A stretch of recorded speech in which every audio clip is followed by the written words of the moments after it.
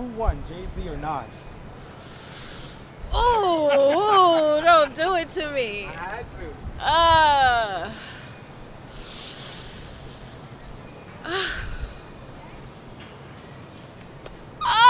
I feel like I'm gonna lose supporters. Beyonce's husband is. I know. I can't say both. I know. I personally, I have my own opinion. Are you gonna ask me why after? Most likely. Oh. I'm going with Ether. Okay. I'm gonna have to say. Okay. Yeah, I'm going. I gotta go there. Ether was a whole song. Yeah. Takeover was one verse. Yeah. I'm gonna go with Ether. Okay. Nas. Who you going with? I'll go with Jay. Oh! I'm going with Jay. To me, Jay-Z won that, but I don't just take into account Ether, Yeah. Super Ugly, and Takeover. I also take into account, I think it's the Blueprint 2.0. Yeah. I think that's the name of the song, and You Wanna Be Me, because those are two songs that never really get put into the beef. You're right. You have a point. And Jay-Z said one of the illest lines. He says, just because he wears a kufi don't mean that he's bright. And I was like, You were wow. done after that. I was Yeah. like, because I've recently listened to what's Nas's first Illmatic, and I don't like it. Woo, okay. I don't like it. I think it's very. I mean, I there wasn't one song where I was like, yo, I gotta listen to that again. So to me, Yeah. I don't think it's a classic. But like now, Reasonable Doubt, I can listen to that over and over again. Over. Okay. I think that I don't know if Nas actually understands the shit that he writes. Okay. I'm gonna let you have that. But I will say that I haven't studied Reasonable Doubt, and I haven't studied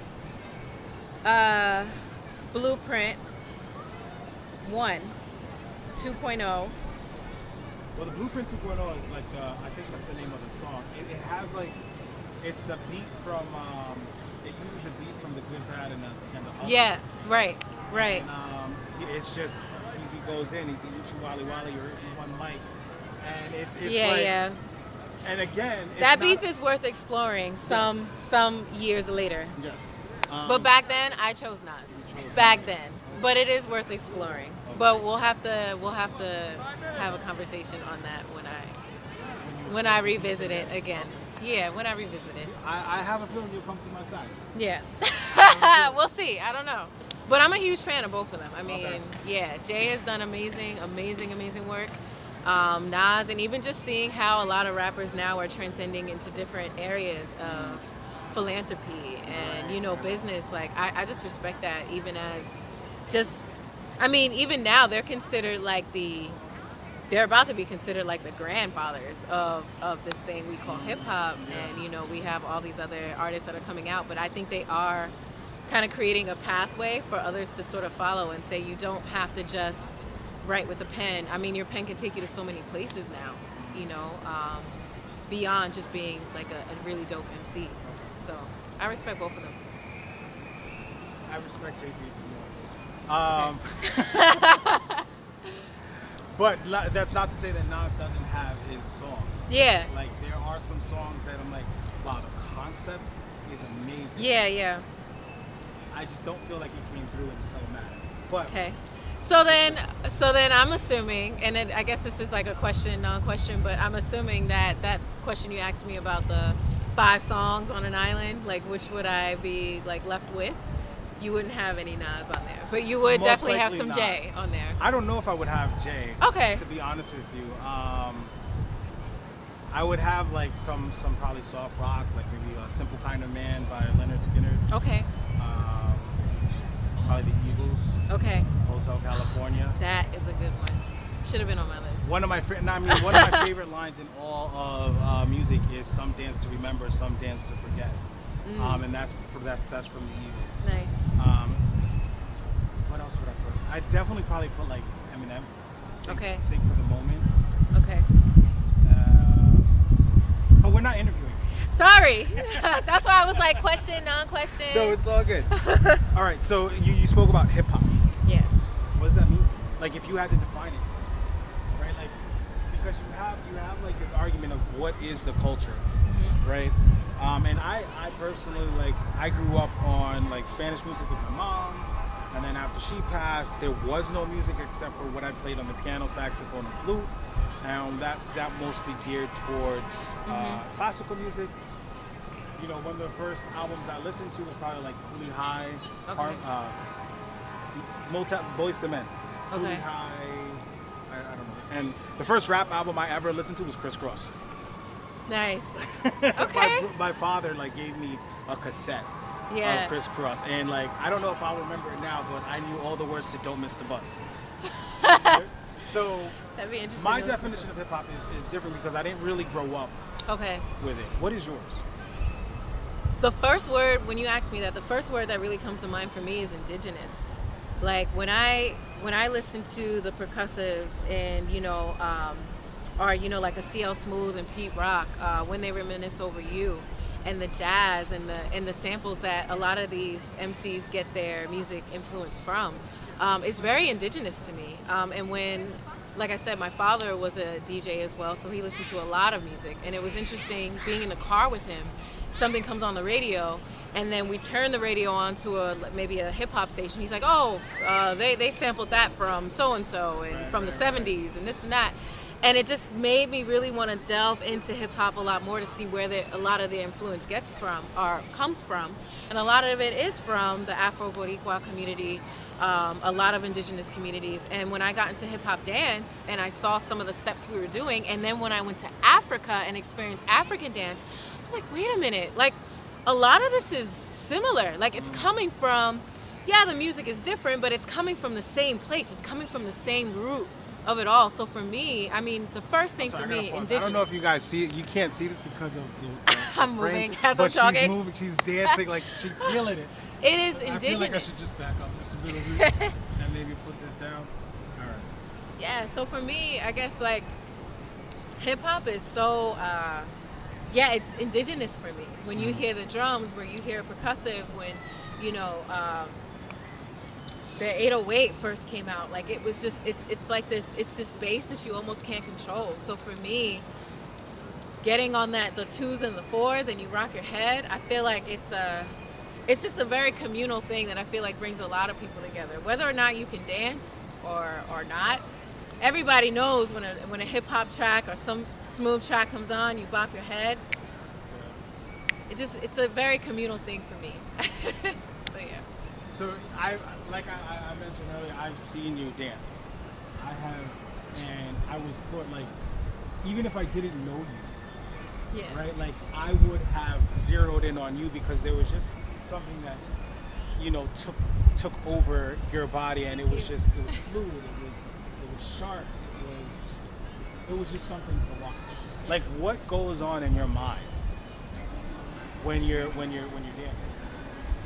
Hopefully I can get like maybe like a snippet of you dancing, and I can put that in it so that you can see okay. what I'm talking about. Yeah. What goes through my mind? It's interesting.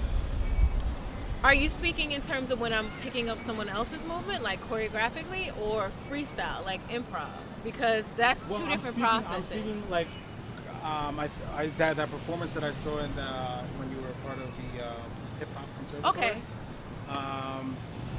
And that's what I'm speaking of. But I've seen you, like even when you're freestyling, like I feel like it's just something just takes over. Yeah. Right. Like you're in the flow. Yeah. And like, what's going on in your mind? What has taken over? Okay. So I'll walk you guys through two different processes because it's very different. When I'm freestyling and I'm hearing a song for the first time, and just so that usually when you freestyle, if someone else from the outside has control of the music, you usually don't know what's going to come on. And I love games like that or tests with my body, because you don't know what you're about to hear. You're really told, or I'm really trained not to really think too much when I'm freestyling. Close your eyes, take a deep breath, really listen to what sticks out instrumentally in the music for you, and you become the music. You aren't dancing to the music, become the music. So whether or not I want to attenuate to the violin or the bass or the drums, whatever the case may be, you become the music. Whereas if you're choreographically learning something, you want to be able to take in kinesthetically what the choreographer, where their hands are. So am I at a 90 degree angle? Is this arms low? What's the facial expression on their face? Do I need to be sad right now? Do I need to kind of concave my body in? So there's a whole kinesthetic process going on, because not only do you have to be in control of every limb that's happening and being still and learning how to isolate certain parts, but you also have to pay attention to the corrections and the adjustments that the choreographer might make. So one process requires you to really think, and another process requires you to not think at all. Because when you're freestyling, if you're trying to think through, okay, what comes next? Okay, what comes after this? It's not going to look organic. And you want to look as organic in yourself as possible. Yeah. So those are the two processes. Give me 1 second. Yes. Okay. I'm setting something up. Please back up. Okay.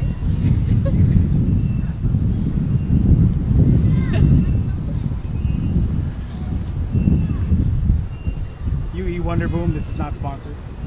Alright. So do you have a genre preference? I'm gonna throw a song in. A genre preference. Guess what? You don't get to choose. Yeah, don't make me choose, because then I'm gonna be here thinking. Oh, you were ready. You bought it. You bought the book. I don't know if they can hear. First things first, I'ma say all the words inside my head. I'm fired up and tired of the way that things have been. Oh, ooh, the way that things have been. Oh, ooh. Second thing, second, don't you tell me what you think that I can be. I'm the one at the sail, I'm the master of my sea. Oh, ooh, the master of my sea. Oh, I was broken from a young age, taking my soak into the masses, writing my poems for the few that look at me, took me, shook at me, feeling me, singing from heartache, from the pain, taking my message from the veins, speaking my lesson from the brain, seeing the beauty through the... Hey.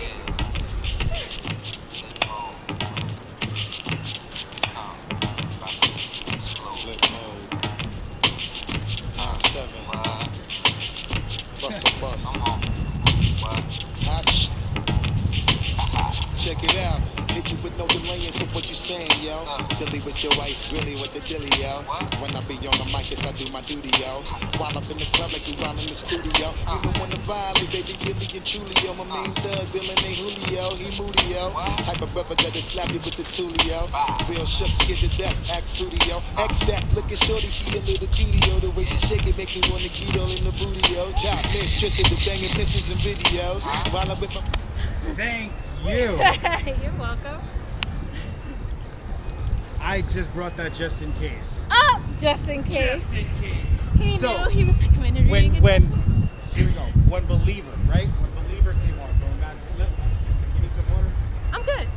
When Believer came on, how did you interpret that? He said something about voices inside my head. I felt in the beginning very sultry.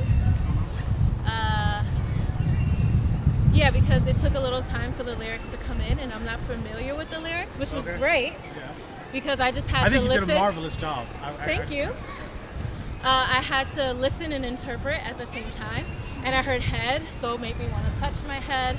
Right. I look for little subtle cues in the music like that to kind of identify the mood. But yeah, overall I felt sultry, but I felt powerful in that too. But I also wanted my movements to be like very fluid as well.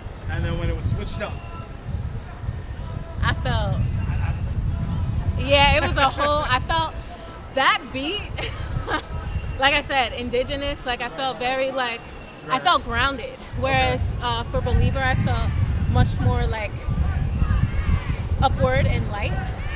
Whereas with Busta, I felt more grounded, and I felt like I wanted to dig my feet into the ground almost. Like a little heavier. right. Yeah. So, if there was one thing that you wanted people to get from music, what would that be? Allow music to not only heal, but to inspire and to uplift, because I think within lyrics and within the melody of a song, within everything within a song, there's always a story, and somewhere within inside that story, you can also find yourself in it. I think,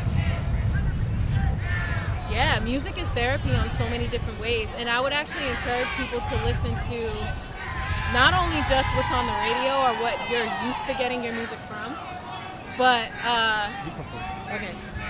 Yeah, I would encourage people just to listen to music from everywhere.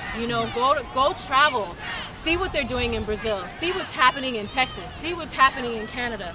Because there's so many different influences, and I feel like the more access you have to an array of music, the more you're able to relate to it, heal from it, be inspired, and make your own, right?